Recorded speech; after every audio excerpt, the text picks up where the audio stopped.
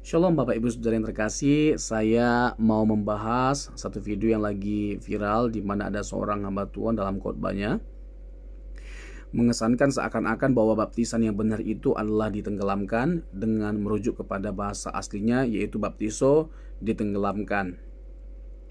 Pertanyaannya, apakah benar demikian? Apakah ditenggelamkan adalah satu-satunya arti dari kata baptiso? Dan apakah jadi tidak sah ya baptisan seseorang kalau tidak ditenggelamkan? Pertama-tama kita harus memahami bahwa gereja-gereja memang berbeda dalam hal ini terkait dengan prosedur atau caranya. Ada yang ditenggelamkan, ada yang dengan cara dipercik, ada yang pakai pasir, ada yang pakai bendera. Jadi gereja-gereja itu berbeda pendapat terkait dengan prosedurnya dan saya tidak terlalu mempersoalkan. Tetapi poin yang paling penting itu adalah esensinya, bukan caranya. Esensi dari baptisan adalah pertobatan. Untuk apa kita dibaptis dengan cara yang benar tapi kita nggak mau bertobat? Jadi pertama-tama kita harus memahami ketika kita memberi diri dibaptis, itu artinya kita bersedia untuk menanggalkan manusia lama kita dan mengenakan manusia baru. Kita bisa lihat Matius pasal yang ketiga, Kolose pasal 2 ayat 12, dan juga Roma 6 ayat 3 dan 4, di mana di sana ditekankan poin penting dari baptisan itu adalah bagaimana kita menanggalkan manusia lama dan mengenakan manusia yang baru.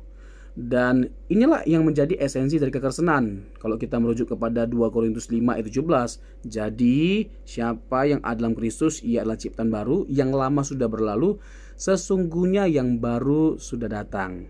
Jadi bagaimana kita mengenakan manusia baru, yaitu manusia di dalam Kristus dengan meninggalkan manusia lama kita. Itu yang paling penting untuk kita tekankan, kita tegaskan, kita perkarakan ketika kita berbicara tentang baptisan.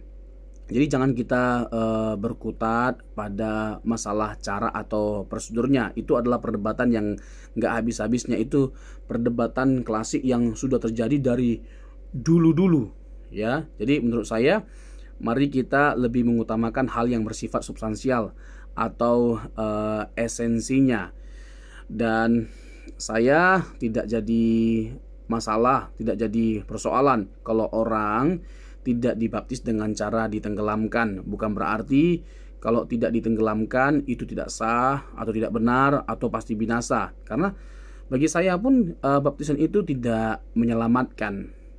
Tapi itu lebih kepada sebuah bentuk komitmen kita untuk menyatu dengan Kristus, dengan kita menjalani pertobatan dari hari ke hari. Itu jauh lebih penting untuk kita ingat dan kita perkarakan. Nah, kalau kita bicara tentang arti kata baptiso, ditenggelamkan itu bukan satu-satunya arti atau pengertian dari kata baptiso. Ada arti lain seperti membasuh, ya, membersihkan, dan kita bisa lihat dalam Markus pasal yang ke-7 ayat ke-4.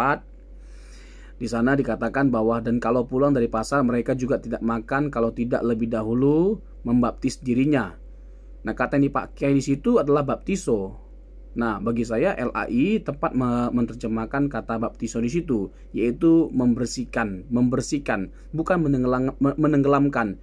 Kan lucu kalau diartikan menenggelamkan atau menyelamkan sebelum makan. Masa menenggelamkan diri?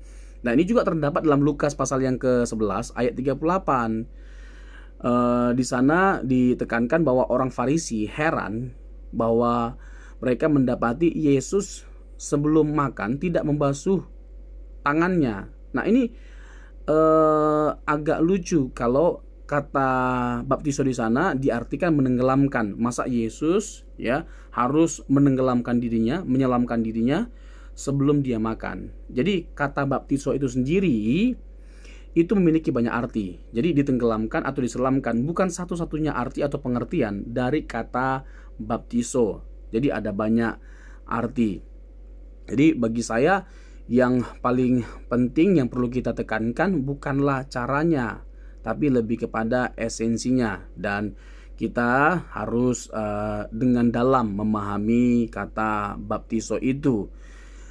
Ditenggelamkan, sekali lagi, bukan satu-satunya arti dari kata baptiso, tetapi saya tidak mau mempersalahkan prosedur atau cara atau mekanisme apapun. Silakan masing-masing gereja menentukan cara yang mana menurut gerejanya masing-masing. Itu adalah sesuai dengan kebijakan dari gereja kita. Tetapi bagi saya tidak jadi masalah untuk dipercik atau dengan cara yang lainnya.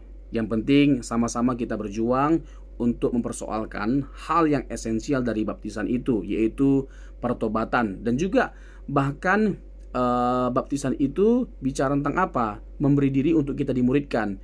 Matius 28, ya, Matius 28, di sana Tuhan Yesus memberikan sebuah amanat agung kepada para muridnya, yaitu jadikanlah semua bangsa muridku dan baptislah mereka dalam nama Bapa, Putra, dan Roh Kudus. Jadi esensi dari baptisan juga adalah bagaimana kita memberi diri kita untuk dimuridkan.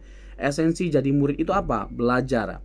Bagaimana kita belajar lebih dalam lagi mengenal kekristenan dengan memahami ajaran-ajaran pokok dalam kekristenan, misalnya tentang keselamatan, karya keselamatan yang dikerjakan oleh Tuhan kita Yesus Kristus, lalu tentang kristologi, siapa Yesus itu sebenarnya, lalu tentang ajaran Tritunggal, bagaimana kita melihat dari Alkitab bahwa Allah yang kita sembah itu adalah Allah yang Tritunggal, Allah yang benar adalah Allah yang Tritunggal.